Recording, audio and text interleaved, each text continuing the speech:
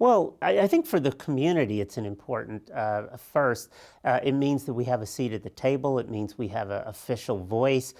It means for the young people who've been targeted for bullying and harassment, even by politicians, that now they have someone that they can turn to within Metro government who can advocate on their behalf. Same for transgender adults, but the kids in particular have just been put through the ringer this year emotionally. And so it's really important for them to know that they have a voice and they have a future.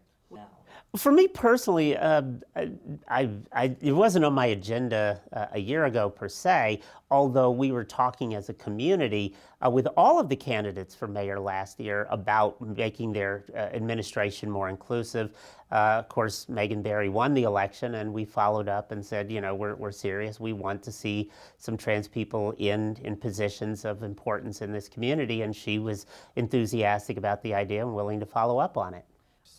Well, they said, well, we're asking people to apply, and so I encouraged people to apply. I was trying to get other people to be confirmed before me. I didn't want to be the first.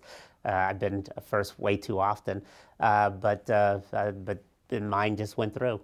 Well, I do recognize the responsibility, and I recognize, especially for others out there, both those still in the closet, those who are struggling as they are coming out of the closet, that they can see somebody who shares their life experience and their concerns, and is able to speak up for them in places maybe they can't get into. I have access to spaces that gives me the opportunity to speak for other people.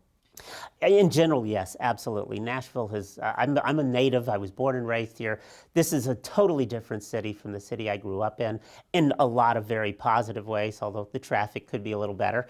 But overall, I love the direction Nashville's been moving in.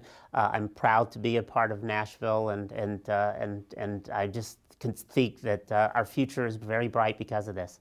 In the general, the South is trailing other parts of the country, although for the South, Nashville is definitely one of the more progressive cities. We've shown some real vibrancy here, and the trans community for a number of years has been active in supporting various causes, including HIV groups and homeless issues. And so it's just nice for the community to get official recognition from Metro government. I've been first in other areas, and like I said, I've been trying to get other people to be a first. I don't want to be the first forever, but at the same time, I recognize that I've now knocked open that door, and that the others who will follow me, it'll be anticlimactic for them, and in some ways, that'll make it a lot easier for them.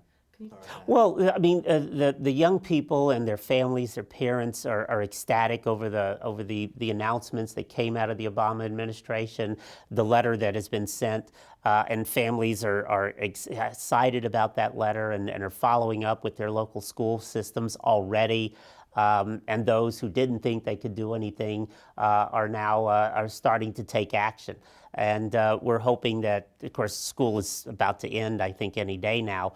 But we think that by the time all those schools return this in August or whenever they come back, that these new policies will be in place, and that those transgender students across the state will not have to deal with the problems that they've had to deal with in the past. We know there's going to be resistance. We're already seeing elements of that, but there's going to be real significant improvements in the treatment of trans students in the state of Tennessee because of what the administration has done.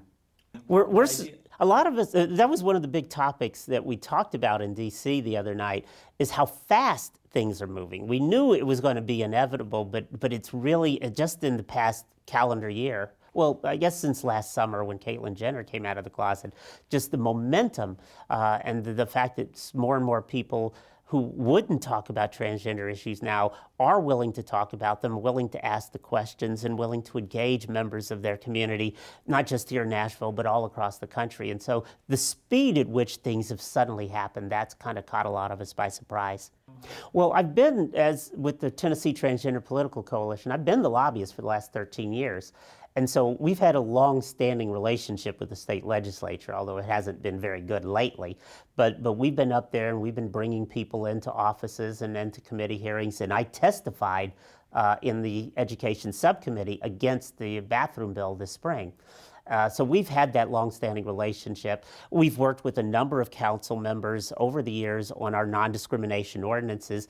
And in fact, when we had the 2009 ordinance, which was introduced by then council member Barry, we were there at the table in her living room, sitting around and going over talking points and counting votes and making sure that everybody in this coalition understood why this was important and what potential stumbling blocks might arise. And by the way, I pointed out then that they might ask about bathrooms. And sure enough, it did come up in the council meeting, and everybody was prepared for it.